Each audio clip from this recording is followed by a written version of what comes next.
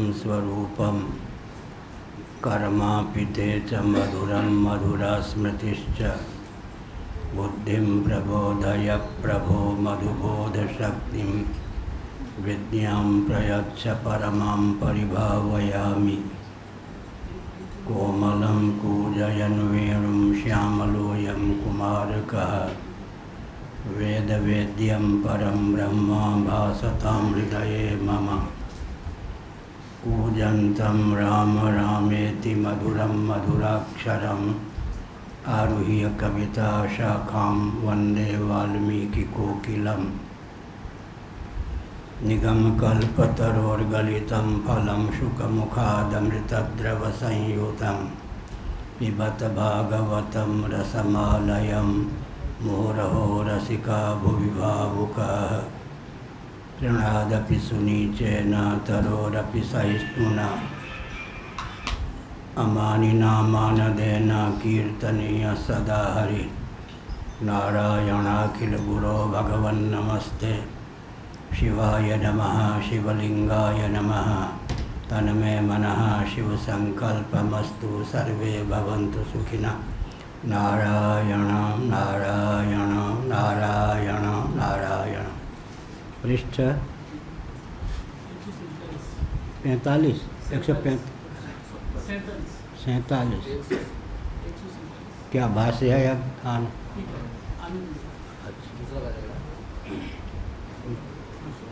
टीका है। कल भी पाठ हुआ था क्या? अनाध्याय था। अच्छा,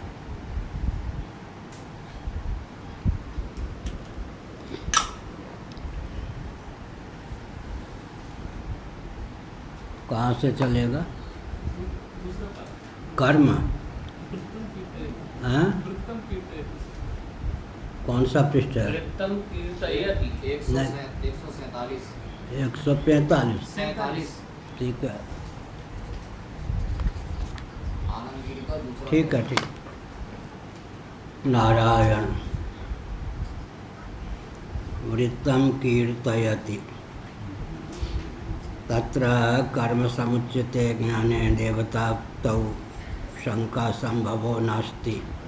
मिथा सकृतयोर्ज्ञानकर्मयोः तदाप्ति हेतुत्वादित्याह तत्रेति समनन्तरं वाक्यमवतारयति। अत इति समुच्चयात् फलाप्तेः अदृष्टत्वादिति यावत् न हेत्यादिना पदानि छिन्दन् वाक्यमादाय व्याकरोति। नारायण।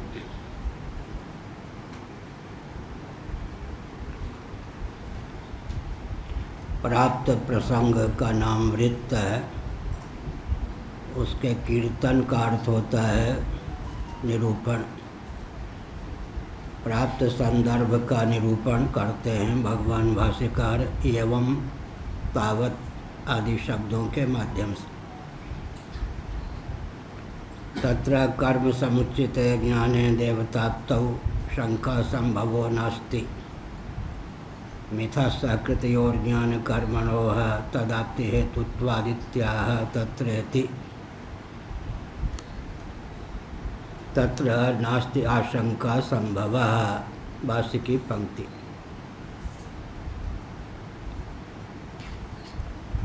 तत्र कर्म समुचिते ज्ञाने देवताप्तौ शंका संभवो नास्ति। कर्म समुचित ज्ञान के द्वारा, यहाँ ज्ञान शब्द का अर्थ उपासना के अर्थ में समझना चाहिए। कर्म और ज्ञान दोनों के समुचित अनुष्ठान से देवता भाव की प्राप्ति होती है। यहाँ ज्ञान का अर्थ है उपासना। देवता भाव का अर्थ क्या हुआ? कर्म और ज्ञान का जो सानुष्ठान है वह संभव भी है या नहीं। तो तत्व ज्ञान के अर्थ में जो ज्ञान शब्द का प्रयोग होता है तब कर्म और तत्व ज्ञान का साहचर्य संभव नहीं है। कर्म की वही स्वरूप ही चिन्ह है, कर्तृत्व भोक्तृत्व जब तक शेष है तभी तक कर्म है। कर्मण्य कर्मया पश्येद अकर्मणि च कर्मयः।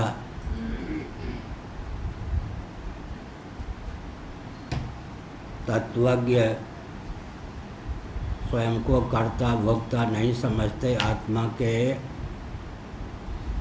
वास्तव स्वरूप के बोध के फलस्वरूप उनके जीवन में कर्तृत्व भोक्तृत्व शेष नहीं रहता। इसलिए उनके अकर्म भी अकर्म, कर्म भी कर्म और विकर्म भी अकर्म ही हो जाते हैं। लेकिन जब तक तत्व ज्ञान नहीं हुआ है तब तक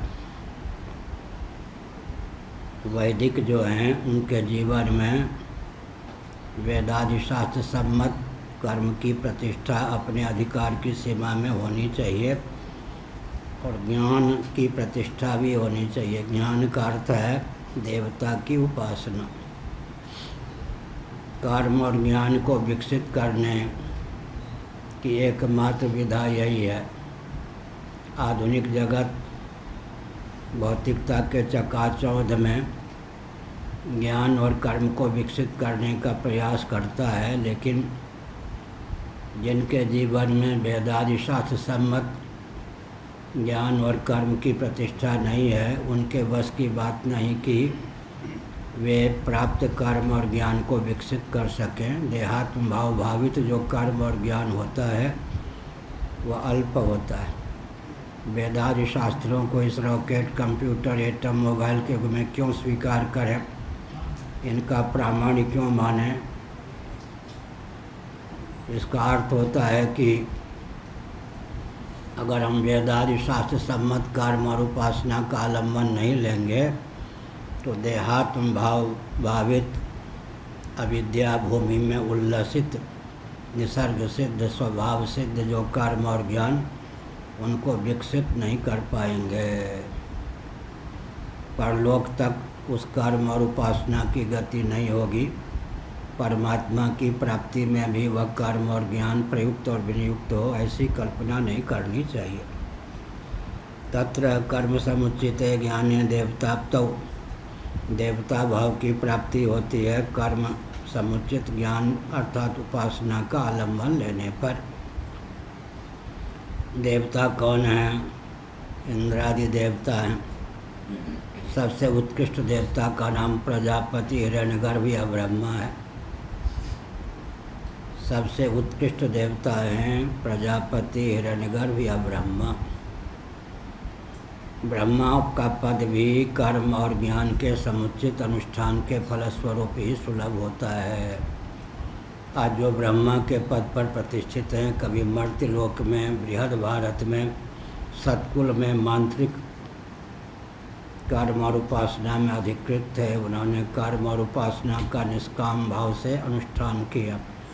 निष्काम भाव से एक अर्थ है प्रजापति हिरण्यगर्भ या ब्रह्मा से जो अवर पद हैं उनके प्रति उनका चित्त समाकृष्ट नहीं हुआ, लेकिन प्रजापति हिरण्यगर्भ या ब्रह्मा के प्रति उनका चित्त समाकृष्ट हुआ।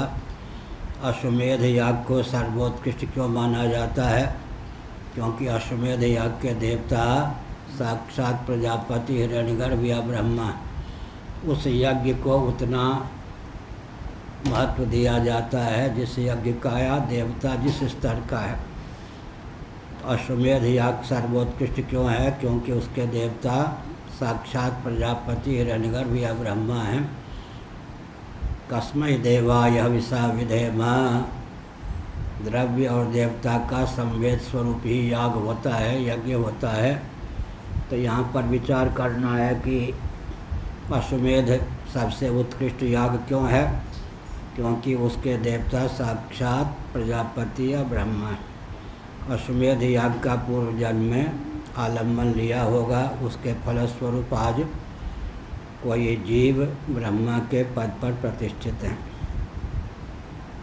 तो कर्म समुचित ज्ञान के द्वारा देवता भाव की प्राप्ति होती है, देवत्व की प्राप्ति होती है। इंद्र, वरुण, कुबेर, ब्रह्मा आदि जितने देवता हैं सब के सब बृहद भारत में, मर्त्यलोक में, मनुष्य शरीर में, मांत्रिक याग में, अधिकृत कुल में उत्पन्न थे। उन्होंने आस्थापूर्वक कर्म और ज्ञान के समुचित अनुष्ठान का आलम्बन लिया, जिसके फलस्वरूप आज वे तत्त पद पर प्रतिष्ठित हैं। शंका संभवो नास्ति, इसमें शंका की संभावना ही नहीं है। क्यों? कर्म समुचित ज्ञान से देवता भाव की प्राप्ति होती ही है, नहीं होती ऐसा नहीं, होती ही है। मिथा शक्ति ज्ञान कर्मणो तदाप्ति हेतुत्वात् इत्यादि। देवता भाव की प्राप्ति के लिए मिथा सहकृत कर्म के साथ ज्ञान और ज्ञान के साथ कर्म का योग होना चाहिए। ज्ञान का अर्थ है यहाँ पर उपासना। यह भी एक समझने की आवश्यकता है, केवल ज्ञान से काम नहीं चलता। कर्मकांड के प्रसंग में कहीं ज्ञान शब्द का प्रयोग हुआ हो तो निष्ठा, उपासना अर्थात अनुष्ठान करेंगे तब केवल ज्ञान हो गया, काम नहीं चलेगा। अनुष्ठान पर्यवसायी ज्ञान होगा तब कर्मकांड में ज्ञान सफल माना जाएगा। उपासना कांड में क्या हुआ? उपासना कांड में ज्ञान शब्द का जब प्रयोग होगा तब उपास्य के प्रति निष्ठा, आसक्ति और आमिति की भावना। ज्ञान कांड में जब ज्ञान शब्द का प्रयोग होता है तो निष्ठा, कहाँ से बोल रहा हूँ? श्रीमद् भगवद गीता के 18वें अध्याय के शांकर भाष्य के अनुसार ज्ञान का अर्थ निष्ठा, केवल ज्ञान से काम नहीं चलता। ज्ञान कर्म कांड में प्रयुक्त हो, उपासना कांड में प्रयुक्त हो या ज्ञान कांड में प्रयुक्त हो, उसका अर्थ निष्ठा है। निष्ठा। शंका संभवो नास्ति मिथा सकृतयोः ज्ञान कर्मणोः तदाप्ति हेतुत्वात् इत्याह। मिथा सहकृत माने दोनों का समुचित अनुष्ठान करने पर देवता भाव की प्राप्ति होती ही है। समनंतरम वाक्यम अवतारयति अत इति। इसके पश्चात जो वाक्य है उसी को भगवान शंकराचार्य महाभाग अवतीर्ण करते हैं, समुद्रित करते हैं अतः कहकर। समुच्चयात् फलाप्ते दृष्टत्वात् इति यावत्। समुच्चय से, कर्म और उपासना के समुचित अनुष्ठान से फल की प्राप्ति होती ही है। फलाप्ते दृष्टत्वात् निश्चितत्वात्। सुनिश्चित सिद्धांत है कि कर्म और उपासना का समुचित अनुष्ठान होगा तो अभीष्ट फल की प्राप्ति होगी। न हेत्यादि न पदानि छिन्दन् वाक्यमादाय व्याकरोति। न ही इत्यादि जो उपनिषदगत वाक्य हैं, वचन हैं, उनकी व्याख्या भगवान शंकराचार्य यूँ करते हैं। न हेत्यादि न पदानि शब्दों को लेकर छिन्दन् वाक्यम आदाय व्याकरोति। वाक्य में पद होते हैं, पद माने शब्द, शब्द समूह जिसके द्वारा कोई अर्थ विशेष का बोध हो सके उसका नाम वाक्य है। इस प्रकार संधि विच्छेद करके एक एक पद का अर्थ करते हैं भाष्यकार भगवान। उसके बाद वाक्यार्थ को भी अभिव्यक्त करते हैं। पहले पदार्थ फिर वाक्यार्थ, दोनों के योग से अर्थ की निष्पत्ति होती है। एक वाक्य में जितने शब्द प्रयुक्त होते हैं उन सब का अर्थ अगर विदित नहीं है तो वाक्यार्थ की निष्पत्ति नहीं हो सकती।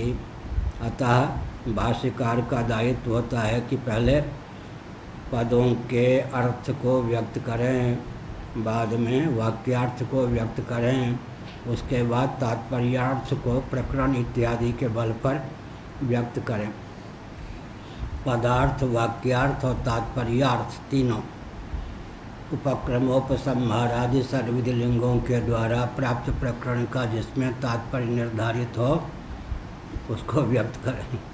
उपक्रमोपसंहारादि षड्विधि लिंगों के द्वारा प्राप्त प्रसंग में जो तात्पर्य अभिव्यक्त होना चाहिए उसको व्यक्त करना भी भाष्यकार का दायित्व होता है। अलोकारत्वाय,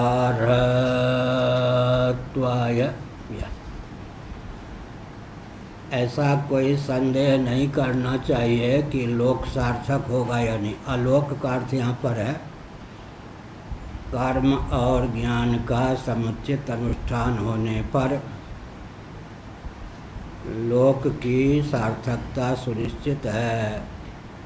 लोक बनेगा या नहीं ऐसा नहीं। लोक के दो भेद हैं, एक इहलोक एक परलोक। यहाँ सुमंगल चाहें तो देहत्याग के बाद सुमंगल चाहें तो लौकिक उत्कर्ष चाहें तो पारलौकिक उत्कर्ष चाहें तो वेदादि शास्त्र सम्मत कर्म और उपासना का समुचित अनुष्ठान करना ही चाहिए। ऐसी शंका नहीं करनी चाहिए कि हमारा लोक कहीं बिगड़ तो नहीं जाएगा। भौतिकवादी समझते हैं वेदादि शास्त्रों का आलम्बन लेंगे तो ऐसा ना हो कि हम न यहाँ के रहें न वहाँ के रहें। यही है ना भ्रम। लेकिन जितने भौतिकवादी हैं उनमें लौकिक उत्कर्ष की भी क्षमता नहीं होती, पारलौकिक उत्कर्ष की तो बात ही निराली। भौतिकवादियों में लौकिक उत्कर्ष की भी क्षमता नहीं होती है।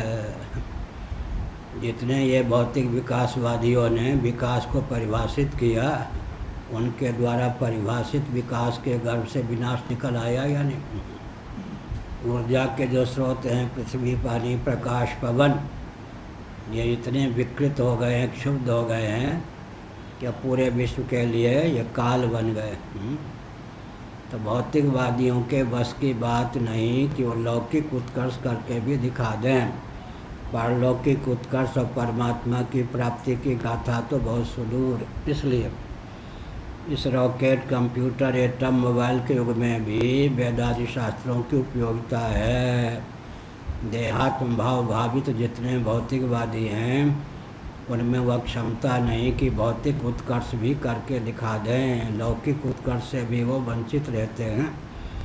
पारलौकिक उत्कर्ष की बात तो परमात्मा की अभिव्यक्ति या प्राप्ति की बात तो सुदूर। नहाय वालोक्यताया अलोकारत्वाय आशा। अच्छा, यह आनंदगिरी पता ना कहाँ, कौन सी पंक्ति थी? 148 47 हाँ 48 ठीक है। कर्म समुचितात् उपासनात् केवलाच्च प्राण तदेव स्फुटयति, इसी को स्फुट रूप से व्यक्त करते हैं। तत्र दृष्टान्तमाह नहि इति नोह एवालोक्यताया अलोकारत्वाय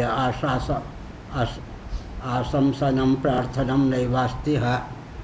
कभी भी यह शंका नहीं करनी चाहिए कि लोक सार्थक होगा या नहीं।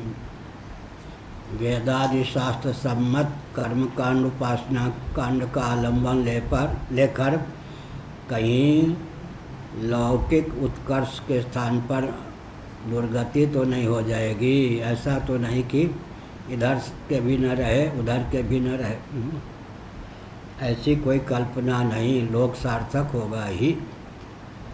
यह दृश्यमानम आशंसनम तर्हि कस्मिन् विषये स्यात् इत्याशंक्या असन्निकृष्टेति। यह कहा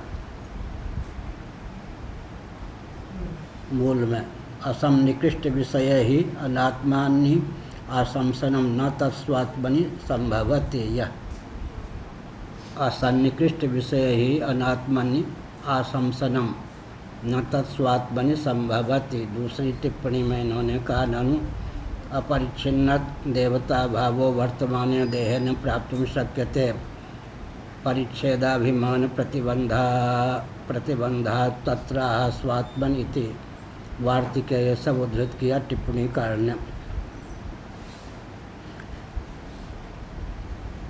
असन्निकृष्ट इति, जिन विषयों का सन्निकर्ष प्राप्त नहीं है वो तो हमसे जो सुदूर हैं, लेकिन कर्म के द्वारा और उपासना के द्वारा ऐसी क्षमता जीवन में आती है कि लौकिक उत्कर्ष का मार्ग प्रशस्त होता ही है। असन्निकृष्ट विषय ही अनात्मन्यासंसनम न तत्स्वात्मनि संभवति, यह कहा।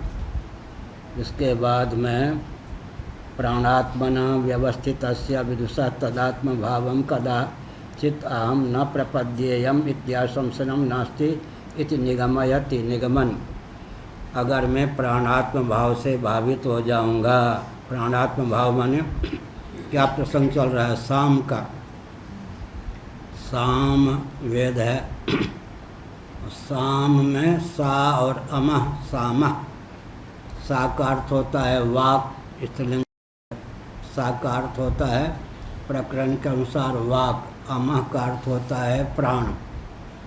वाक और प्राण दोनों का योग साम है। सा शब्द स्त्रीलिंग है, अमः शब्द पुल्लिंग है। सा का अर्थ होता है वाक प्रकरण के अनुसार, अमः का अर्थ होता है प्राण। लेकिन वाक से प्राण एकीभूत हो जाए तब वाक इंद्रिय वाणी के उच्चारण में समर्थ है। बिना प्राण की सहायता से वाक इंद्रिय के द्वारा शब्द की निष्पत्ति संभव नहीं है। इस प्रकार, और कहीं वाक प्राण से तादात्म्यपन्न हो जाए तब तो कोई बात नहीं, लेकिन प्राण जब तक वाक से तादात्म्यपन्न न हो तब तक शब्द की निष्पत्ति नहीं हो सकती। वाग भावापन्न प्राण के द्वारा ही शब्द की निष्पत्ति होती है, क्योंकि वाक इत्यादि जो भी कर्मेंद्रियां हैं प्राण से उपोद्बलित होकर ही अपने अपने कार्य की सिद्धि में समर्थ हैं।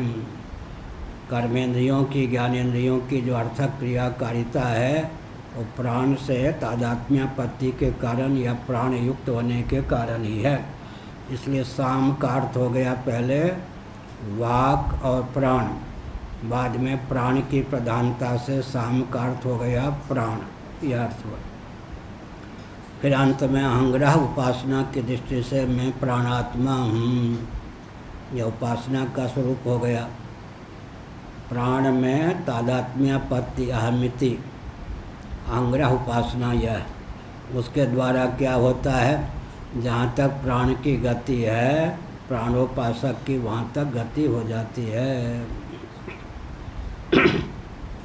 ये सब प्रसंग, एक मनुष्य शरीर में रहता हुआ भी ये सब जो उपासना है इनका आलम्बन ले तो सृष्टि को जब चाहे जैसा चाहे वो चला सकता है।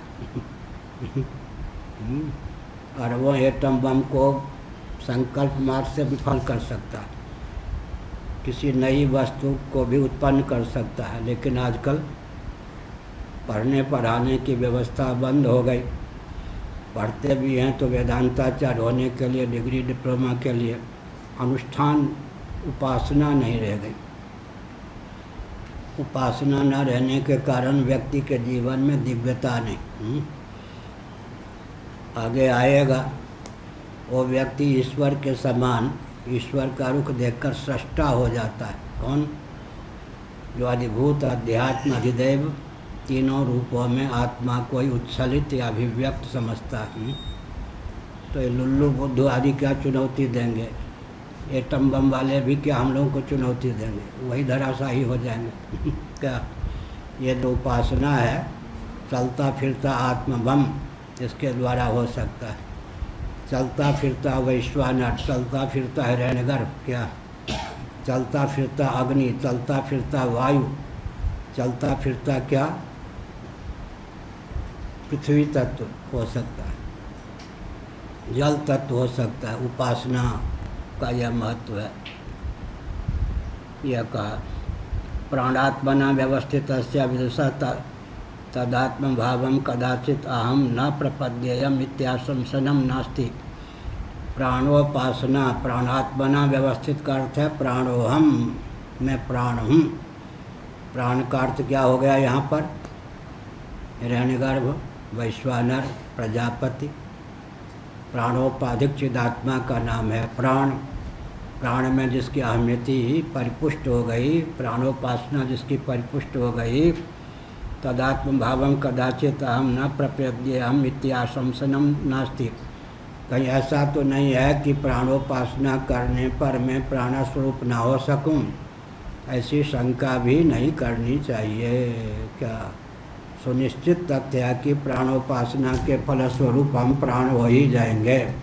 प्राण हो जाएंगे का अर्थ क्या हुआ? प्राण में अहम बुद्धि सुस्थिर हो जाएगी।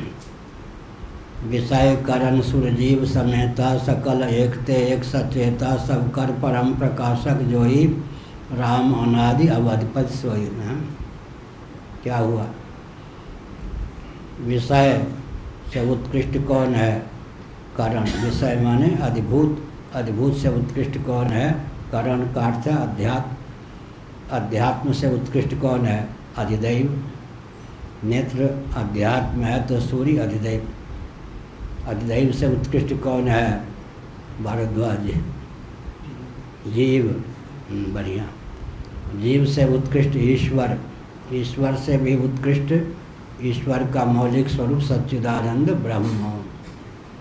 अब जिसके जीवन में मैं सच्चिदानंद स्वरूप ब्रह्म होता हुआ सर्वेश्वर हूँ, सर्वेश्वर होता हुआ हिरण्यगर्भात्मक वैश्वानरात्मक जीव हूँ, जीव होता हुआ कर्णग्राम हूँ, कर्णग्राम होता हुआ विषय भी हूँ, अधिभूत के रूप में, अध्यात्म के रूप में, अधिदैव के रूप में, जीव के रूप में, ईश्वर के रूप में, ब्रह्म के रूप में मैं विद्यमान हूँ। ऐसा अगर जमानी जमा खर्च नहीं तोता रटंत सचमुच में निष्ठा हो जाए तो उसका कौन बाल बांका कर सकता है? कोई नहीं।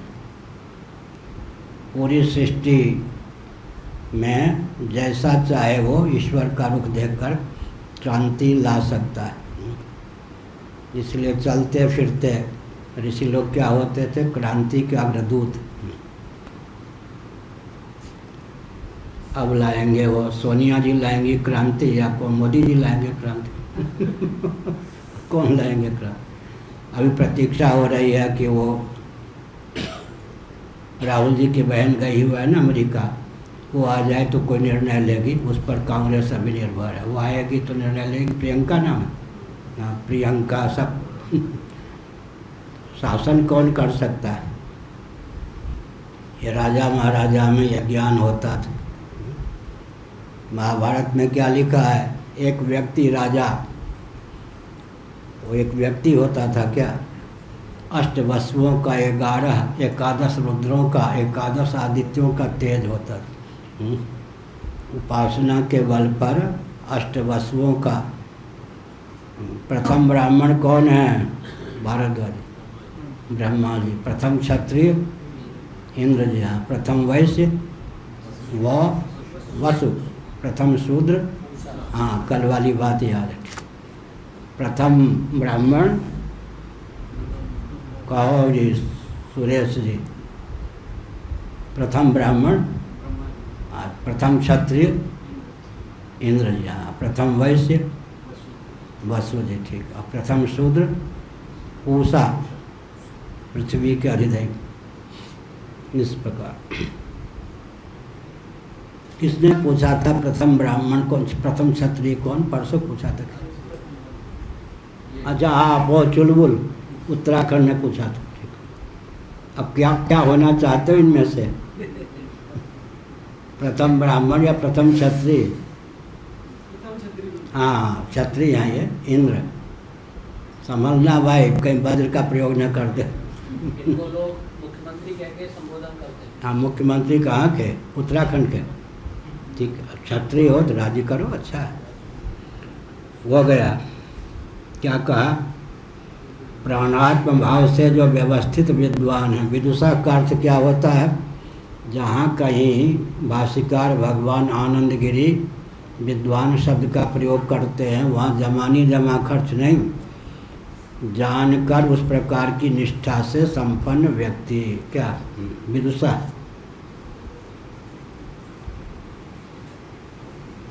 तदात्म भावम कदाचित अहम न प्रपद्येयम। कहीं ऐसा तो नहीं है कि प्राण से एकीभूत प्राण तादात्म्यपन्न में हो सकता हूँ या नहीं, ऐसी शंका नहीं करनी चाहिए। जिसकी दीर्घकाल तक आंग्रहपूर्वक उपासना करते हैं वही हो जाते हैं। तो मैंने क्या कहा, जीव का जो अपना स्वरूप है वो तो बहुत ऊंचा है, लेकिन नीचे की भी उपासना जीवन में सन्निहित नहीं है। क्या नीचे की भी उपासना जीव का स्थान तो विषय करण सुर देवताओं से ऊपर है। तो देव भाव की प्राप्ति भी हो जाए तो बहुत बड़ी शक्ति। जीव अपने स्थान पर कहाँ है, विषय करण सुर माने देव समूह से ऊपर है।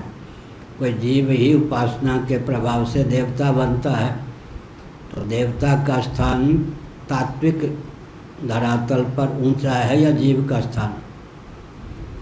इसका अर्थ यह नहीं कि कल से उपासना करना बंद कर दें। जहाँ जीव है, जीव ही तो कर्मोपासना के फलस्वरूप तत्त देवता का रूप धारण करता है। जीव का मौलिक स्थान देवता से ऊपर है। जीव से ऊपर सच्चिदानंद स्वरूप परमात्मा है। जगत जीव और जगदीश्वर मौलिक स्वरूप सच्चिदानंद स्वरूप ब्रह्म। सच्चिदानंद सर्वेश्वर जीव से ऊपर। सर्वेश्वर भी कौन है, मायोपाधिक चिदात्मा, उपाधि से असंसृष्ट जो ईश्वर तत्व है वो साक्षात ब्रह्म स्वरूप। त्वयीश्वरे ब्रह्मणि नो विरुध्यते, वसुदेव जी का वचन भागवत में। यह कहा प्राणात्मना व्यवस्थित विदुषा तदात्म भावम कदाचित अहम न प्रपद्येयम इत्याशंसनम नास्ति इति निगमयति तस्मातिति। निगमन पंचावयव वाक्य में निगमन भी होता है नैयायिकों के यहाँ। निगमन लबो लवाव कन्फ्यूजन, अंत में निगमन के द्वारा क्या होता है, स्थूणा निखंडन न्याय से वस्तु स्थिति प्रकट हो जाती है। प्राणोपासना के फलस्वरूप में प्राण भावापन हो सकता हूँ या नहीं, कदाचित ऐसा तो नहीं है कि नहीं हो सकता। इस प्रकार की शंका भी नहीं करनी चाहिए। कर्म समुचितात् उपासनात् केवलाच्च प्राणात्मत्वं फलम उक्तम। अब दो ढंग की बात कही गई।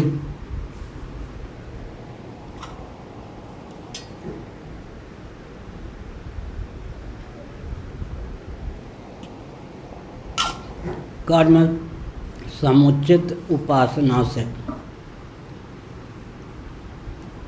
तो प्राणात्म भाव की प्राप्ति हो ही सकती है। अब उपासक के ऊपर निर्भर है, कदाचित वह कर्म का आलम्बन न लेकर केवल उपासना ही करे, उससे भी क्या होगा, प्राणात्म भाव की प्राप्ति हो सकती है, देवतात्म भाव की प्राप्ति हो सकती है। कर्म समुचित उपासना के द्वारा, केवल उपासना के द्वारा भी। प्रारंभिक उपासक को चाहिए कि कर्मालंबन लेकर उपासना का आलंबन ले, लेकिन केवल उपासना के बल पर भी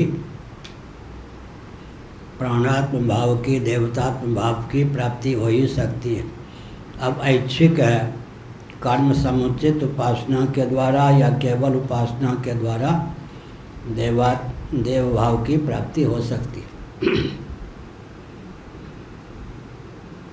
कर्म समुचितात् उपासनात् केवलाच्च प्राणात्मत्वं फलम उक्तम, दोनों का फल कह दिया।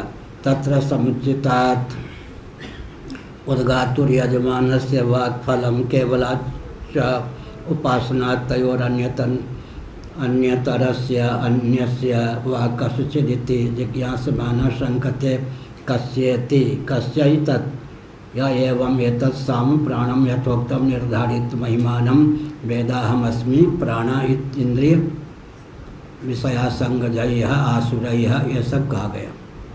अब कहा गया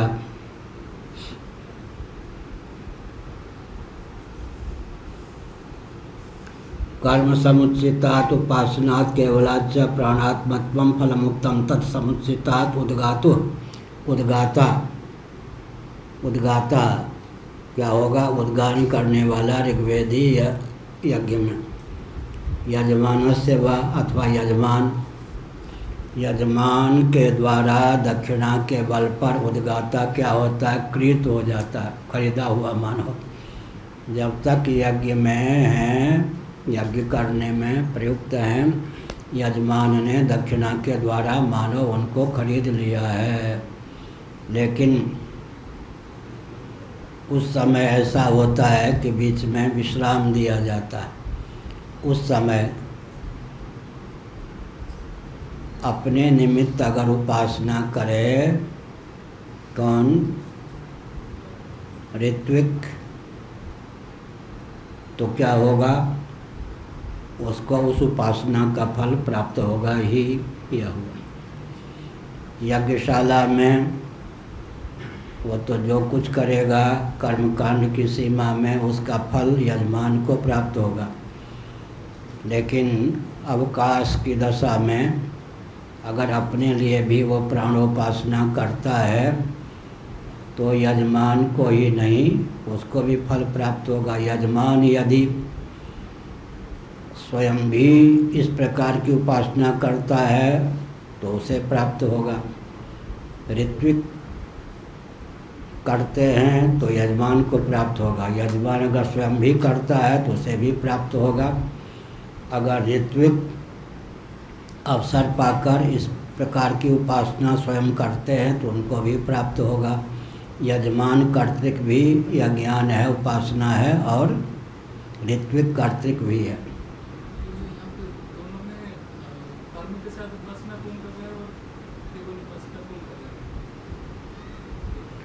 यहाँ पर विकल्प है। कर्म समुचित ज्ञान का अर्थ है कर्म समुचित उपासना के द्वारा भी फल प्राप्त है। अनिवार्य नहीं है कि कर्म से युक्त ही हो। समुचित माने युक्त। केवल उपासना से भी फल की प्राप्ति हो सकती है। केवल पराठा खा के भी पेट भर सकते हैं। पराठे के साथ दही मिल जाए तो क्या कहना। ऐसे ही क्या बढ़िया उदाहरण है ना। हाँ, इनके अनुकूल है। कर्म और उपासना दोनों क्या हुए? कर्तृतंत्र, पुरुष तंत्र। तंत्र माने अधीन। कर्मोपासना का नाम क्या है? कर्तृतंत्र, कर्ता के अधीन। कर्तृत्व दोनों में है। तो कर्म के साथ उपासना का समुच्चय हो, उपासना के साथ कर्म का समुच्चय हो तो भी प्राणात्म भाव की प्राप्ति हो सकती है। अगर कर्मेंद्रियों में कर्म के प्रति वेग शांत हो गया है तो केवल उपासना के द्वारा भी फलोपलब्धि हो सकती है। क्या? कर्मेंद्रियों में कर्म के प्रति, ज्ञानेंद्रियों में भोग के प्रति बल और वेग की प्राप्ति रहती है। यदा हीनेन्द्रियार्थेषु न कर्मस्वनुसज्जते सर्वसंकल्प सन्यासी योगारूढ़स्तदोच्यते। कर्मेंद्रियों में कर्म के प्रति, ज्ञानेंद्रियों में भोग के प्रति प्रीति प्रवृत्ति रहती है। इंद्रियस्य अर्थे रागद्वेष व्यवस्थितौ। अब अगर कोई व्यक्ति कर्मेंद्रियों में कर्म के प्रति वेग उसका शांत हो गया है तो केवल उपासना के द्वारा भी इस फल को प्राप्त कर सकता है। तो कर्म समुचित उपासना के द्वारा भी फल प्राप्त कर सकता है, केवल उपासना के द्वारा भी फल प्राप्त कर सकता है। ऐच्छिक है, उसके ऊपर निर्भर है कि कर्म समुचित उपासना के द्वारा इस प्रकार का फल प्राप्त करे या केवल उपासना के द्वारा। कौन सा फल? प्राणोपासना से प्राप्त होने वाला फल। प्राणोपासना का फल क्या होगा? निष्पाप प्राण। हमारे जीवन में पापहीन कौन कौन है? एक तो प्राण पापहीन है, आसक्ति विहीन, विषयासक्ति विहीन कौन है? प्राण। बहुवचन में कहें तो प्राण। कर्मेंद्रियों में आसक्ति है विषयों के प्रति, कर्म के प्रति। ज्ञानेंद्रियों में आसक्ति है। लेकिन प्राण की महिमा क्या है? जो हम अन्न जल आदि का सेवन करते हैं प्राण के द्वार से ही करते हैं। लेकिन प्राण क्या है? उनके प्रति समासक्त हुए बिना वितरण कर देता है, स्वयं भी पुष्ट होता है, अपने अभिव्यंजक संस्थान शरीर को भी पुष्ट करता है, कर्मेंद्रिय ज्ञानेंद्रिय अंतःकरण को भी पुष्ट करता है। कौन? प्राण। प्राण के द्वार से ही हम लोग अन्न जल का सेवन करते हैं।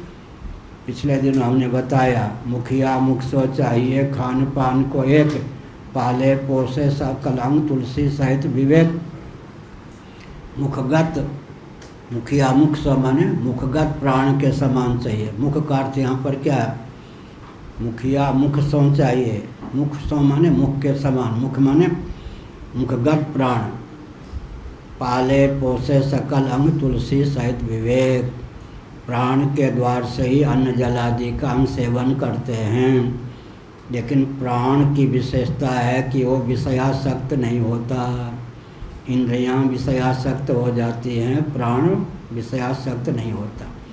और प्राण के साहचर्य से इंद्रियों में भी निष्पापता का संचार हो जाता है। अगर प्राण, सत्संग का यही फल है, अगर प्राण के साथ मिल जाएं कर्मेंद्रियां ज्ञानेंद्रियां तो साहचर्य के प्रभाव से क्या होता है? कर्मेंद्रियों ज्ञानेंद्रियों में भी निष्पापता आ जाती है। देवता स्वभाव से पाप मुक्त हैं और प्राण स्वभाव से पाप मुक्त है। वाणी के द्वारा हम लोग बोलते हैं, वाक इंद्रिय के देवता अग्नि हैं। करोड़ों जीव हैं, एक एक जीव के पास एक एक वाक इंद्रिय है, गूंगा ना हो तो। लेकिन देवता तो एक अग्नि ही है। इसलिए क्या हुआ? प्राण निष्पाप हैं, देवता भी निष्पाप होते हैं। जीव तो परम निष्पाप होगा ही। क्या? जीव के अधीन है ना देवता और प्राण। जब प्राण भी निष्पाप होते हैं, देवता भी निष्पाप होते हैं, तो कैमित का न्याय से यह तथ्य सिद्ध है कि जीव तो निष्पाप है ही।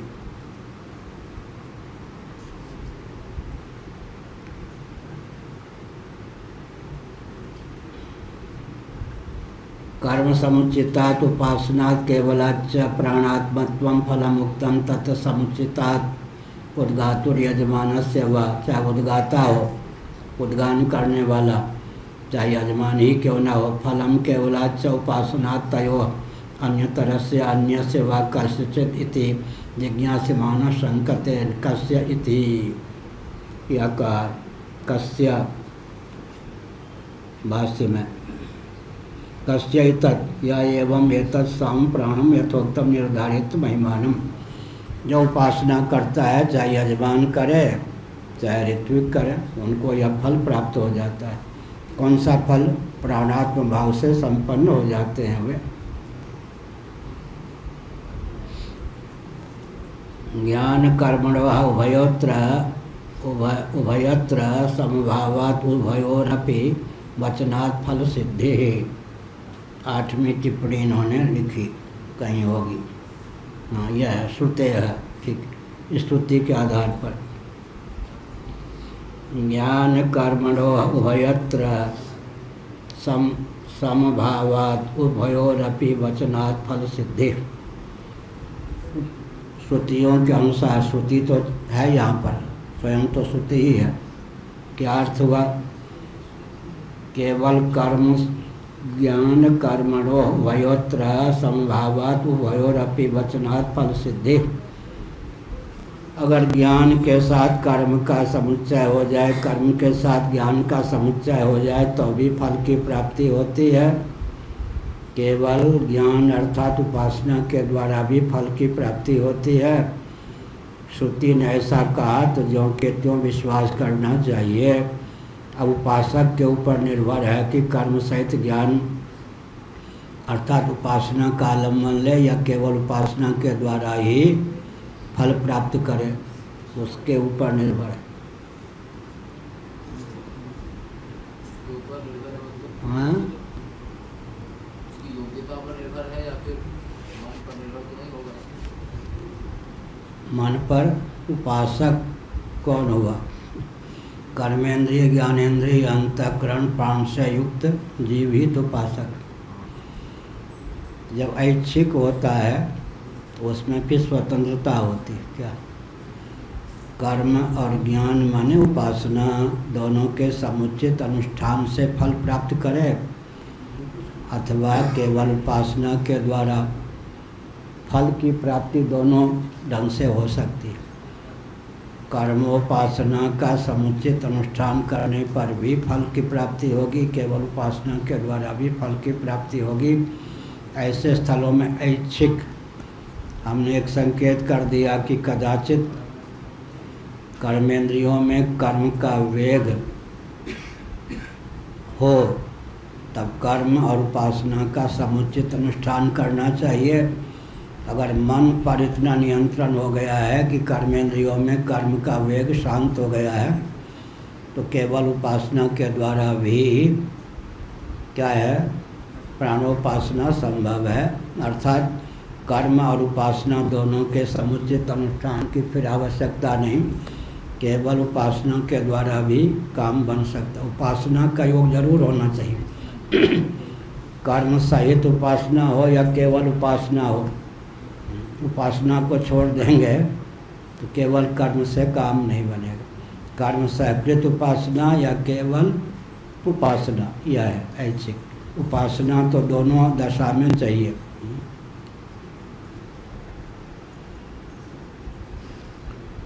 आश्रमांतर विषयम तो केवल ज्ञान से लोकजय हेतुत्वमित्यभिप्रेत्या या एवं इति या एवं एतत् साम प्राणम यथोक्तम निर्धारित महिमानं वेदाहमिति प्राणम इंद्रिय विषया संगजय असुरैः पापभिः अदर्शनीयो विशुद्धो वागादि पंचकम च मदाश्रयत्वात् अन्याद्यात्म रूपम स्वाभाविक विज्ञानेन उत्थेन्द्रिय विषया संग जनित असुर पापम दोषम युक्तम। लंबा वाक्य। असुर कौन हो गए?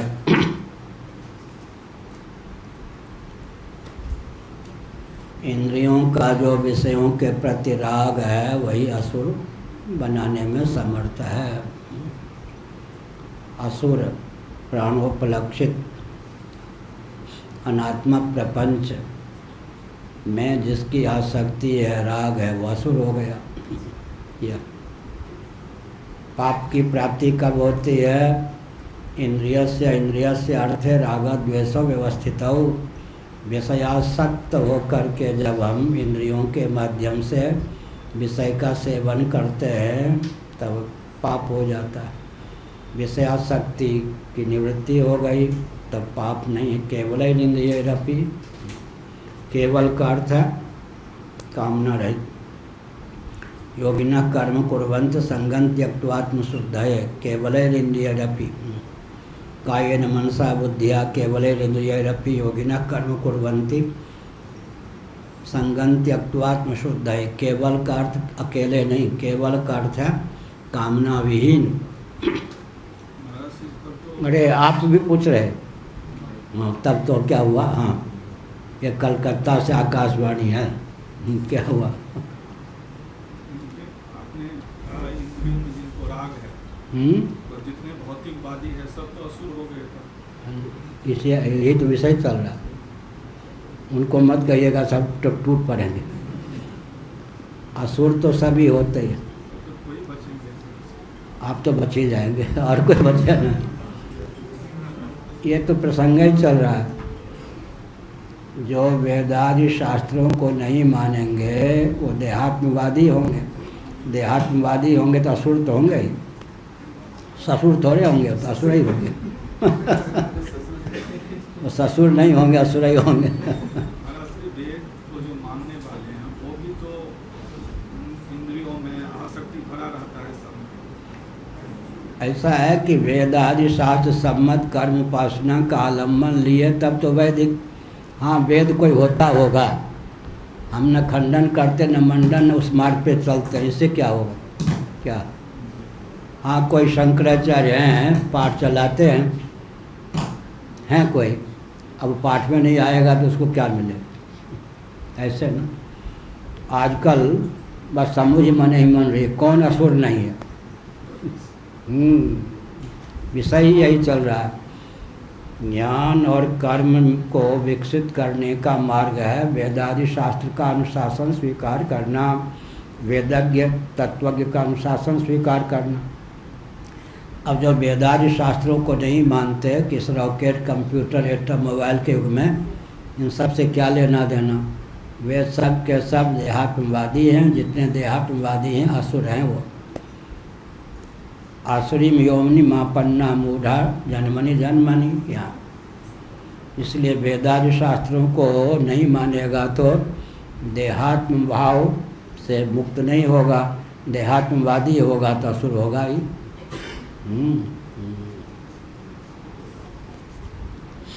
जो आज दिव्य दृष्टि इनको मिल गई।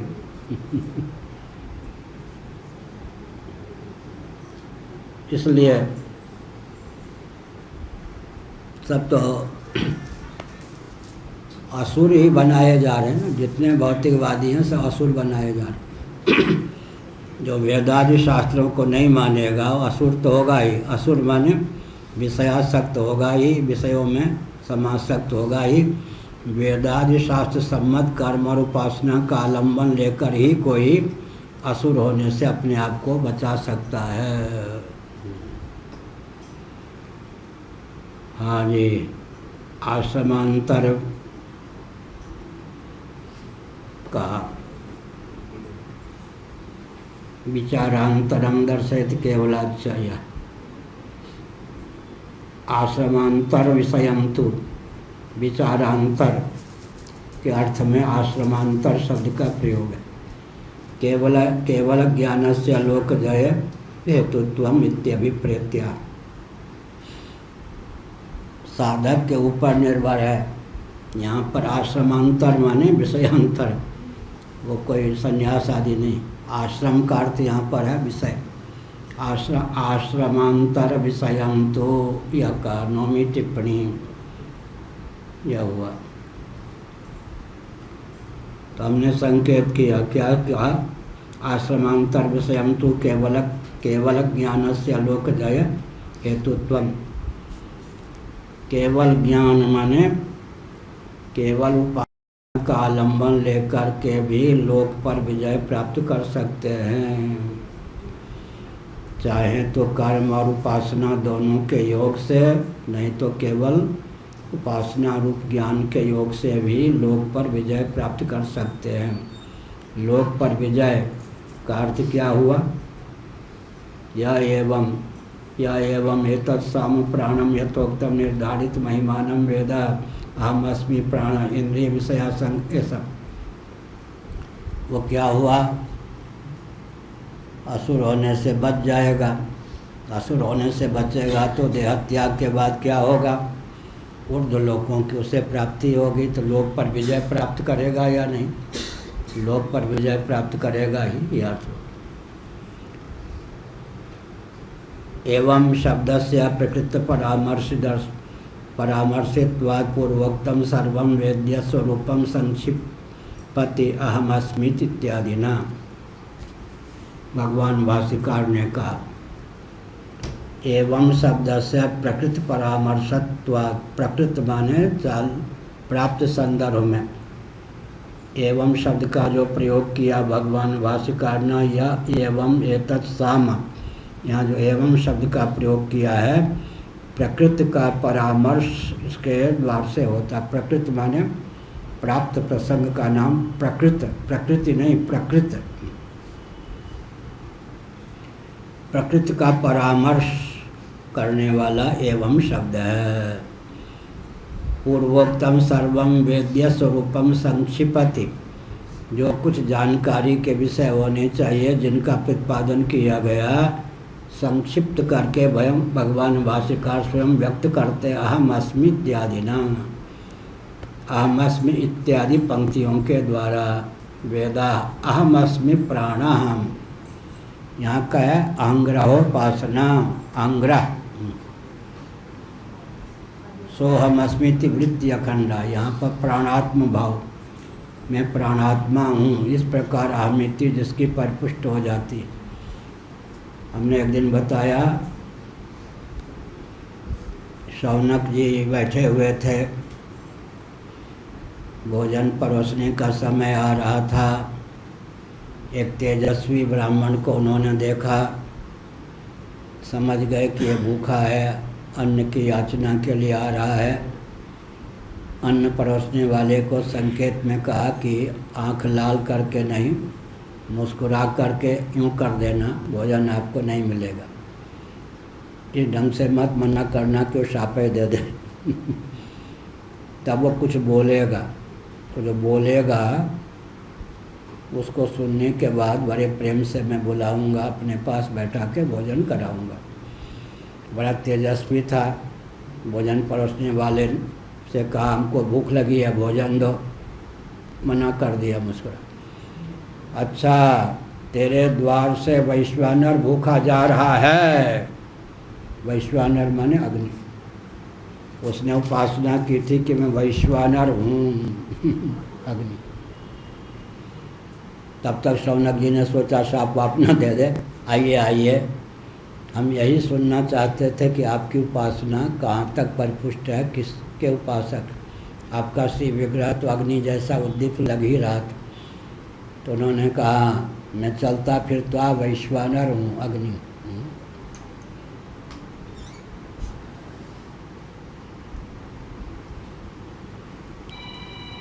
पंचदशी में आया, एक व्यक्ति घर द्वार छोड़ के आ गया बाबा के पास। महिषी, महिषी का अर्थ होता भैंस, महिषी का अर्थ होता रानी, दोनों, भैंस भी और रानी भी, महिषी वो महिषी मिथिला वाले नहीं, महिषी का अर्थ रानी भी या भैंस भी। तो बाबा ने पूछा घर द्वार छोड़ के आए हो तो किसी में राग तो नहीं है, बस भैंस में राग है। तो कहा मैं भैंस हूँ, ऐसी उपासना करो। उपासना करते करते वो भैंसे अपने को मानने लग गया इसका अर्थ क्या हुआ? आंग्रा उपासना परिपुष्ट हो जाए, अग्नि में प्राणात्मा हूँ, होते होते उसे लगे कि मैं चलता फिरता प्राण हूँ, तब वो सिद्धि आ जाती है। प्राण में जितनी दिव्यता है उस व्यक्ति के जीवन में उन सब दिव्यताओं का सन्निवेश हो जाता है। एवं शब्द से प्रकृत परामर्शित्वात् पूर्वोक्तम सर्वं वेद्य स्वरूपम संक्षिपति अहम अस्मीति तस्य वागादिभ्यो विशेषम दर्शयति इंद्रियति। तो प्राण की उपासना करें या वागादि की उपासना करें, क्या अंतर है? तो उन्होंने कहा कि वागादि जो हैं ये तो आसुर भाव से भावित हैं। इंद्रियस्य अर्थे रागद्वेष व्यवस्थित, रसनेन्द्रिय है, वो चटोरी है जी, हाँ क्या बढ़िया षड्रस, ऐसे एक एक इंद्रिय अपने विषय में समासक्त है। लेकिन प्राण की क्या विशेषता है? किसी विषय में प्राण समासक्त नहीं होता। उसका फल क्या मिलता है? प्राण के माध्यम से ही कर्मेंद्रिय ज्ञानेंद्रियों को पोषण प्राप्त होता है। प्राण पर्यंत ही जीवन सिद्ध होता है। प्राण की आयु हमने बताई 31,10,40 अरब वर्ष प्राण की आयु है कोई नरक में जाएगा तो प्राण सहित ही जाएगा, जीवात्म तत्व। स्वर्ग में जाएगा तो प्राण सहित ही जाएगा। तो प्राण की आयु 31,10,40 अरब वर्ष क्यों हो गई? आसक्ति शून्यता के कारण, जो आसक्त नहीं होता उसमें दिव्य शक्ति का संचार होता है। गाढ़ी नींद में भी प्राण तो विद्यमान रहता है या नहीं? कर्मेंद्रियां ज्ञानेंद्रियां तो दम तोड़ जाती हैं सुसुप्ति में ही, स्वप्न में ही। कर्मेंद्रियां ज्ञानेंद्रियां तो दम तोड़ जाती हैं स्वप्न में ही। जो जितना आसक्त होगा वो जल्दी मरेगा। कर्मेंद्रियां ज्ञानेंद्रियां चकनाचूर हो जाती हैं स्वप्न में ही। सुसुप्ति में अंतःकरण भी शांत हो जाता है। इसका अर्थ क्या हुआ? प्राण तो गाढ़ी नींद में भी विद्यमान रहता है। और प्राण जो है प्राण रूप रथ पर ही आरूढ़ होकर जीव लोक लोकांतरों में जाता है। तो प्राण की क्या विशेषता है कि सबका योगक्षेम वहन करता है। सबका योगक्षेम वहन करने वाला प्राण क्यों है? क्योंकि उसकी आसक्ति नहीं होती विषयों में। रबड़ी मिले, कचौरी मिले, दही बारा मिले, ये प्राण की मांग नहीं है। इसलिए क्या हुआ? प्राण के द्वारा ही अन्न जल प्राप्त हम लोग करते हैं। भोक्तृत्व प्राण सापेक्ष है। प्राण ही कर्मेंद्रियों का, ज्ञानेंद्रियों का, अंतःकरण का, अपना और शरीर का भी पोषक है। लेकिन प्राण की विशेषता यह है कि वो किसी भी विषय में समासक्त नहीं है। तो जो जीव प्राणोपासक है वो कहीं भी समासक्त नहीं होगा, सबका जीवन बन जाएगा। सबका अस्तित्व उस पर ऊपर निर्भर करेगा। तो मैं प्राणात्मा हूँ, इस प्रकार की उपासना अगर परिपुष्ट हो गई तो व्यक्ति निष्पाप होगा। प्राण निष्पाप। और कौन निष्पाप है? देवता भी निष्पाप होते हैं। देवता तक पाप की पहुँच नहीं होती और प्राण तक पाप की पहुँच नहीं होती। फिर जीव तक तो पाप की पहुँच होगी ही कैसे? क्योंकि प्राण और देवता दोनों से उत्कृष्ट स्थान जीव का है। केवल देहात्म बुद्धि के कारण, अनात्म वस्तुओं में आत्म मान्यता की प्रगल्भता के कारण ही जीव को पापी तापी गिना जाता है। उसका जो स्थान है, जब प्राण भी पाप से लिप्त नहीं होते, देवता भी पाप से लिप्त नहीं होते, तो प्राण का भी जो प्राण है, देवताओं का भी जो देवता है, वो जीव तो पाप से अतिक्रांत है ही। आज इनको बहुत बड़ा ज्ञान मिला है। हाँ, बताया नहीं, स्वामी जी अंदर गए। ज्ञान ये मिला कि जो ये शास्त्र नहीं मानते हो तो सब असुर हो गए। हमने कहा है ही असुर। असुर तो सब होते ही हैं, बोलना नहीं चाहिए। जो वेदादि शास्त्र नहीं मानेगा वो असुर होगा ही। क्यों? देहात्मवादी होगा। जो देहात्मवादी होगा असुर होगा ही। विषयासक्त होगा, देहात्मवादी होगा। असुर होने से बचाने वाला यही विज्ञान है। कोई कहे वहाँ पाठ में बैठने से क्या लाभ है? कहेंगे कि असुर होने से बचोगे, पहला लाभ तो यही है।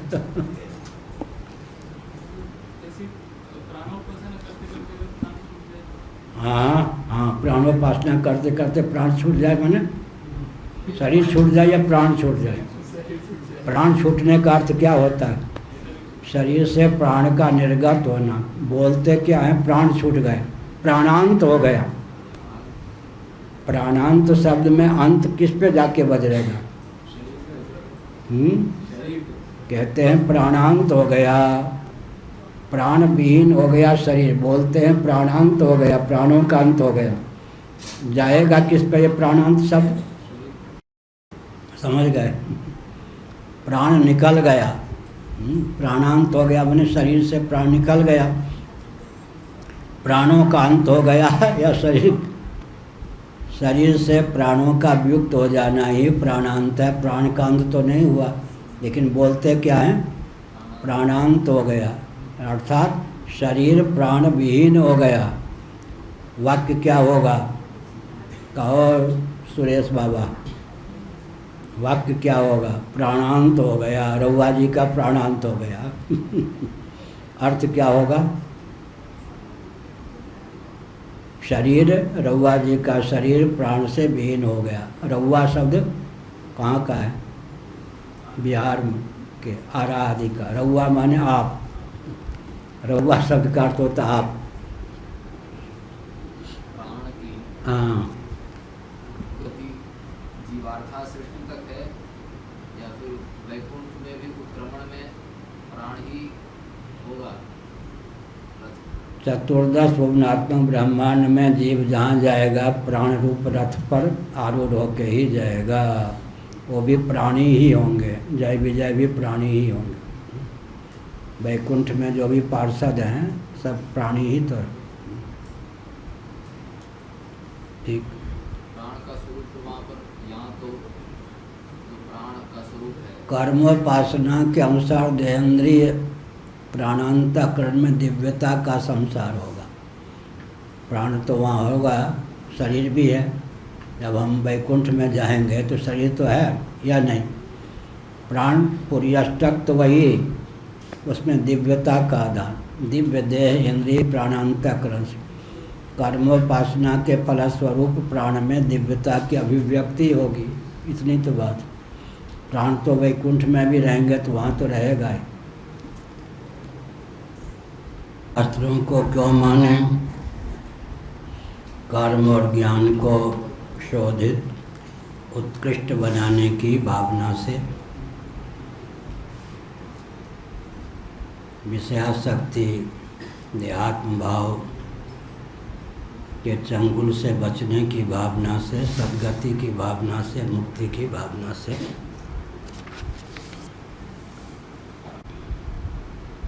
कहाँ चल रहा था? आश्रमांतर, यही ना?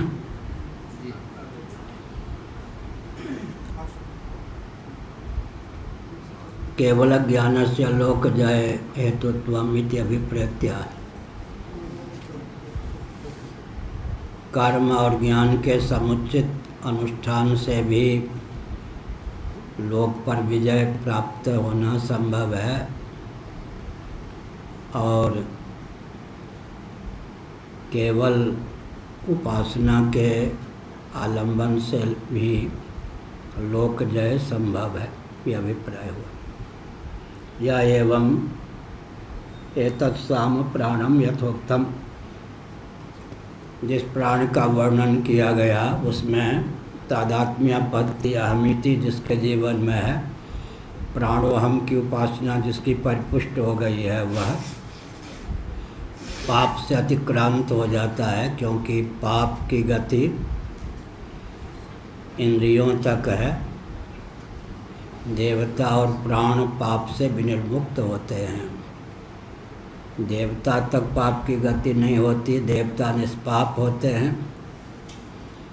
प्राण भी निष्पाप होता है, क्योंकि प्राण में किसी प्रकार की विषयासक्ति नहीं होती। देवता अनुग्राहक होते हैं, वे भी पाप से मुक्त होते हैं। जीव तो प्राण और देवता दोनों से अतीत होने के कारण सर्वथा निष्पाप है ही। केवल मान्यता के कारण वह पापी कहा जाता है या अपने को मानता है। तस्य वागादिभ्यो विशेषम दर्शयति इंद्रियति।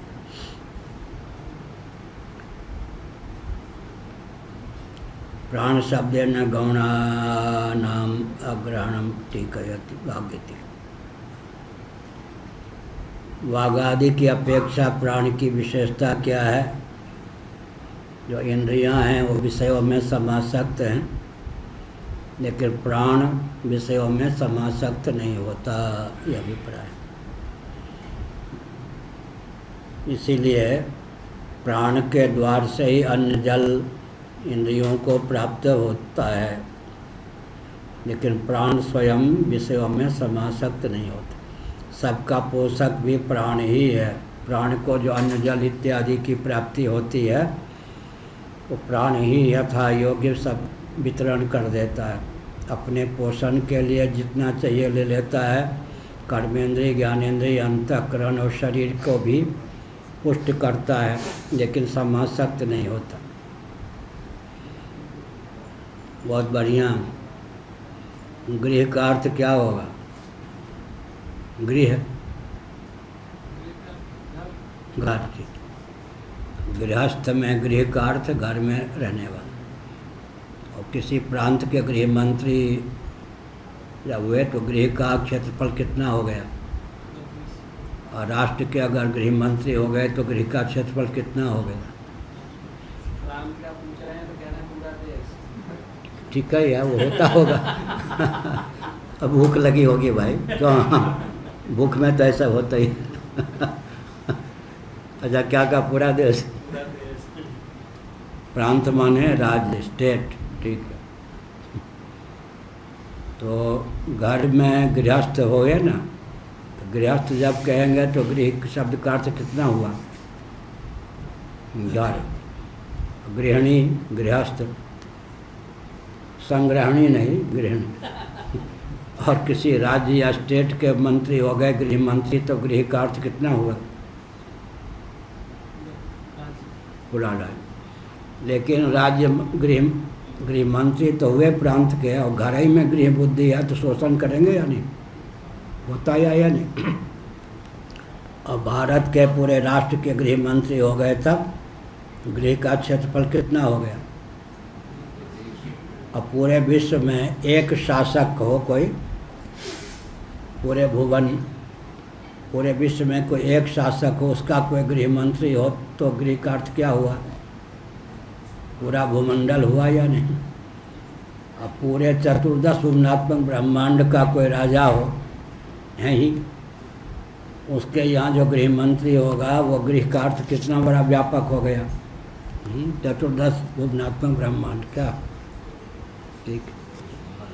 और कहीं आत्मा में ही आत्मबुद्धि हो गई तो सबका अधिष्ठान, उपादान, आश्रय कौन है? आत्मा। इसलिए गृह शब्द तो एक ही है, लेकिन मान्यता के आधार पर गृह का क्षेत्रफल बढ़ता गया या नहीं?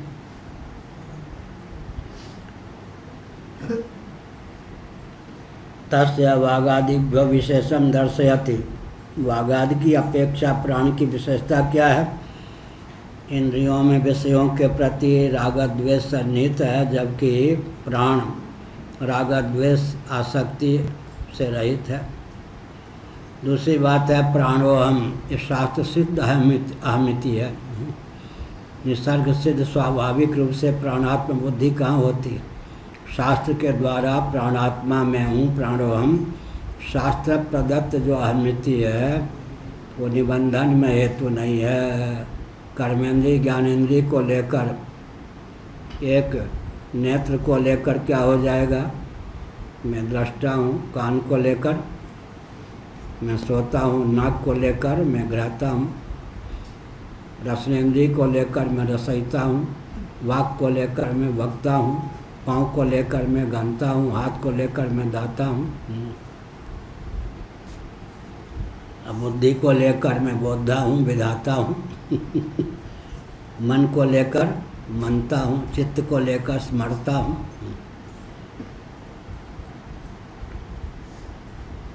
किमिदानीं प्राणस्य उपास्यतया वागादि पंचकुपेक्षितम् इत्याह वागादिति। इस पर कहा, भला वागादि की उपेक्षा करके प्राण ही उपास्य है, इस प्रकार का विधान क्यों किया गया? इस पर कहा, किम इदानीं प्राणस्य उपास्यतया वागादि पंचकमुपेक्षितम् इत्याह इति न इत्याह वागादिति। कहते उपेक्षित हो गए, ऐसा नहीं। वागादि पंचकम च मदाश्रयत्वात् अग्न्याध्यात्म रूपम स्वाभाविक विज्ञान। ये कहा वागादि जो हैं उपेक्षित नहीं हुए, प्राण से तादात्म्यपन्न होकर के ही या प्राण से अनुग्रहित होकर ही वागादि अर्थ क्रियाकारिता में समर्थ हैं। इसीलिए प्राण को ले लिया तो क्या वागादि की उपेक्षा नहीं हुई। प्राण का अर्थ वागादि भी होता है, क्योंकि वागादि सब प्राण से ही क्या है? उद्दीप्त हैं। प्राण भावापन्न होकर ही अपनी अर्थक क्रियाकारिता में समर्थ हैं। प्राण से युक्त होकर ही वागादि की अर्थक क्रियाकारिता सिद्ध है। तस्य प्राणाश्रयत्वेपि कुतो देवतात्वम् असंग पापमभिधत्वात् इत्याशंक्या। ठीक है, मान लिया कि वागादि जो हैं वे प्राण के आश्रित हैं, प्राण ही उनका आश्रय है, फिर भी देवता भाव की प्राप्ति कैसे हो गई, देव भाव की प्राप्ति कैसे हो गई, इस पर कहते हैं स्वाभाविकेति। यह हुआ स्वाभाविक जो आसुर भाव है, असुर भाव है, उससे विनिर्मुक्त हो जाते हैं। जितने संसारी व्यक्ति होते हैं, बुरा न मानो हो लिया, असुर तो होते ही हैं। असुर क्यों होते हैं? इंद्रिय तादात्म्यापत्ति के कारण। इंद्रियों की गति कहाँ तक है? विषय तक। विषय लंपटता इंद्रियों का स्वभाव है। जो विषयासक्त होते हैं वो कौन हो जाते हैं? असुर हो जाते हैं। और जो प्राण है वो पोद्बलक है, कर्मेंद्रिय, ज्ञानेंद्रिय, अंतःकरण, इन सब को पोषण भी देता है, उज्जीवित भी रखता है। और प्राणादि, प्राण के साथ अगर कर्मेंद्रिय, ज्ञानेंद्रिय, अंतःकरण मिल जाएं तो भी निष्पाप हो जाते हैं सत्संग के बल पर। प्राण से एकीभूत तादात्म्यापत्ति की दशा में वागादि इंद्रियों के द्वारा किसी प्रकार के पाप की प्राप्ति नहीं होती। तो जो निष्पाप है उसके संग से व्यक्ति निष्पाप हो जाता है। प्राणादि जो प्रभेद हैं उनका आलम्बन से वागादि में भी निष्पापता का संसार हो जाता है। वो देव भाव को प्राप्त हो जाए। देव भाव का मतलब पाप की गति प्राण तक नहीं, पाप की गति देवता तक नहीं। इस प्रकार से वागादि पाप मुक्त हो जाएं, विषयासक्ति से विनिर्मुक्त हो जाएं, तो उनकी अधिदैव भावापत्ति हो गई। वाक्य इंद्रिय को पाप लग जाए, लेकिन वाक्य अधिदैव अग्नि तक तो पाप की पहुँच नहीं होगी। इस प्रकार से अग्नि ही वाक होकर विद्यमान है। प्राविशत, अग्नि वाक होकर मुख में प्रविष्ट हुआ। जब हम चिंतन करेंगे कि अग्नि की वाग रूपता है और जीव की अग्नि रूपता है, और ईश्वर की जीव रूपता है और ब्रह्म की ईश्वर रूपता है, तो अपने आप पाप से मुक्त हो जाएंगे। अर्थात पाप की गति हम तक होगी नहीं, निष्पापता जीवन में स्वाभाविक होगी। प्राण की उपासना क्यों करें? वागादि पंचक की उपेक्षा नहीं यहाँ पर है, क्योंकि प्राण से एकीभूत होकर ही वागादि में सत्ता और अर्थक क्रियाकारिता की प्राप्ति है। तस्य प्राणाश्रयत्वेपि कुतो देवत्तात्वम् असंग प्राप विद्धत्वादित्याशंक्या स्वाभाविकेति। इस पर जो पंक्ति है स्वाभाविक कह दिया भगवान शंकराचार्य महाराज ने। स्वाभाविक विज्ञानोत्थ इंद्रिय विषयासंग जनित असुर पापम दोष वियुक्तम। स्वभाव से जो आसुर भाव की प्राप्ति है उससे विनिर्मुक्त हो जाते हैं। जब हम वागादि को प्राण भावित कर देते हैं तो स्वाभाविकी जो स्वारस्य की प्रीति है, प्रवृत्ति है विषयों में, वो निवृत्त हो जाती है। तो प्राण का आलंबन अगर वागादि को प्राप्त हो जाए तो ये वागादि जो हैं पाप मुक्त हो जाते हैं। उधर अधिदैव, वाग का अधिदैव अग्नि है, ऐसे ही अग्नि अर्थात देवता तक पाप की पहुंच नहीं है और प्राण तक पाप की पहुंच नहीं है। इसलिए इंद्रियों को देव भावापन्न करें या प्राण भावापन्न करें तो पाप ताप से मुक्त रहेंगे। अन्य कृतोपकारम प्राण द्वारा वागादो स्मारयते। अब कहते अन्न जल इत्यादि का सेवन किया, किसके द्वार से करेंगे? प्राण के द्वार से ही ना। तो प्राण क्या करता है? मुखिया मुख सो चाहिए खान पान को एक, पाले पोसे सकल अंग तुलसी सहित विवेक। कहने को तो भोक्तृत्व हमारे जीवन में प्राण सापेक्ष है, लेकिन प्राण के द्वारा जो कुछ अन्न जल आदि का सेवन होता है प्राण अपने तक सीमित रखता है, या कर्मेंद्रिय ज्ञानेंद्रिय अंतःकरण यहाँ तक कि शरीर को भी पहुँचा देता है, यथा योग्य सबको पहुँचा देता है यह। इसलिए प्राण शोषक नहीं है, भोक्ता होने पर भी सबका पोषक है, घर का मुखिया है। रूप कर्मात्मक के जगत रूप कर्मात्म के जगत प्राणस्य स्वरूपम अनुसंधत्ते आत्मा चेति, यह कहा। रूप और कर्मात्मक जगत है, नाम रूप कर्मात्मक में रूप और कर्मात्मक यहाँ पर दिया। नाम तो घटपट स्त्री पुत्र सूर्य चंद्र नक्षत्र इत्यादि हो ही जाता। आत्मा चाहिए इसमें भगवान भाष्यकार ने कहा आत्मा। रूप कर्मात्मके जगति, जगत क्या है? नाम रूप कर्मात्मक, तो नाम तो हो गया शब्द, और रूप और कर्म यही जगत हुआ। नाम रूप कर्मात्मक में नाम को हटा देंगे तो रूप और कर्म, ठीक। ये क्या हुआ? पात्र।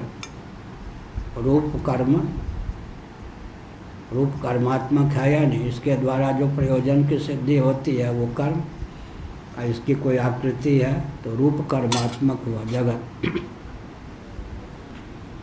पृथ्वी जल तेज वायु आकाश ये सब कौन है? जगत की सीमा में है, सब रूप कर्मात्मक है।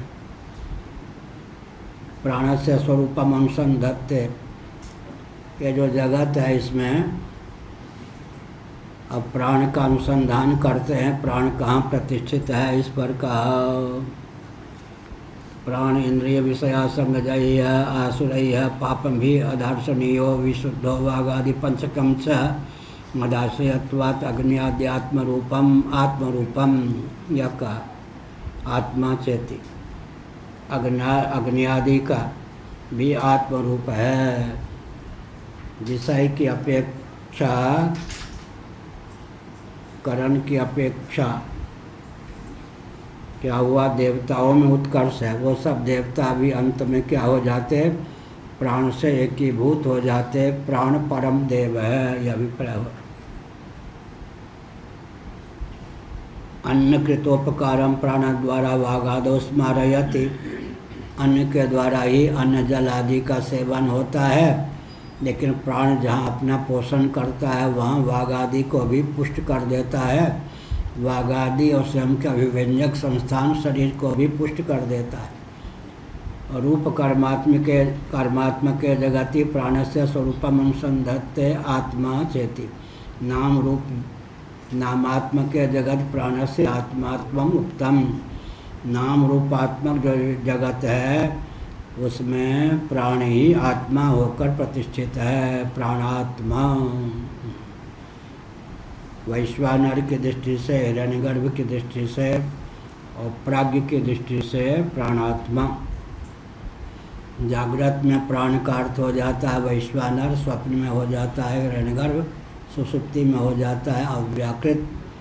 इस समय हम अव्याकृत भी हैं, हिरण्यगर्भ भी हैं। हिरण्यगर्भ को व्यष्टि में तेजस कहते हैं और सर्वेश्वर अव्याकृत को व्यष्टि में क्या कहते हैं? प्राज्ञ।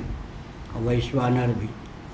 जागृत में हमारा नाम वैश्वानर अग्नि की प्रधानता से, स्वप्नावस्था में हिरण्यगर्भ, सुषुप्ति में हिरण्यगर्भ सूर्य की प्रधानता से, सुषुप्ति में प्राज्ञ चंद्रमा की प्रधानता से। चंद्रमा की प्रधानता से आत्मा का नाम क्या हुआ? प्राज्ञ ईश्वर। सूर्य की प्रधानता से तेजस हिरण्यगर्भ, अग्नि की प्रधानता से विश्व वैश्वानर। मांडूक्य उपनिषद। नाम रूपा नामात्मक जगति प्राणस्य आत्मत्वम मुक्तम। पहले कहा रूप कर्मात्म के जगत, यही ना। अब बाकी कौन रह गया? नाम। नाम रूप कर्मात्मक में रूप कर्मात्मक पहले कह दिया, बाकी रह गया नाम। नामात्मक जगति प्राणस्य आत्मत्वम मुक्तम स्मारयति। इसका अर्थ क्या हुआ? रूप और कर्म की सिद्धि तो प्राण के बिना होगी ही नहीं। अब आप कह सकते हैं कि नाम की सिद्धि तो हो जाएगी, तो वाक इंद्रिय को अगर प्राण का योग न प्राप्त हो तो नाम की सिद्धि भी नहीं होगी। तो नाम रूप कर्मात्मक जगत है। इसमें दो को अलग करके, एक को अलग करके बताए। ना रूप कर्मात्मक जगत है, वहाँ पर प्राण की उपयोगिता क्या हुई? रूप और कर्म की सिद्धि बिना प्राण के नहीं, दोनों का आत्मस्वरूप प्राण है। अब रहेगा ये बात नाम की, तो वाक इंद्रिय के द्वारा नाम की निष्पत्ति होती है। और प्राण का योग अगर वाक को प्राप्त ना हो तो गेल भैंस पानी में भैंस पानी में गई, अब कब आएगी कह नहीं सकते। नामात्मक जगत प्राण से आत्मत्व मुक्तम, अर्थात जगत जो नाम रूप कर्मात्मक है प्राण के कारण ही। नाम का योगक्षेम भी प्राण के द्वारा, क्योंकि वाक की जहाँ तक महिमा है वहाँ तक प्राण की महिमा है। प्राण से उपोद्बलित होकर ही वाक के द्वारा शब्द का उच्चारण होता है। और रूप प्राण के बिना संभव नहीं, कर्म भी प्राण के बिना संभव नहीं। नाम रूप कर्मात्मक जगत का योगक्षेम वहन करने वाला प्राणोपाधिक जीवात्म तत्व ही सिद्ध है। क्या कहा भारद्वाज बाबा? ठीक है, उधर ध्यान था। नाम रूप कर्मात्मक जगत का योगक्षेम वहन करने वाला प्राण ही सिद्ध है। प्राणात्मा ही नाम रूप कर्मात्मक जगत के मूल में प्रतिष्ठित है।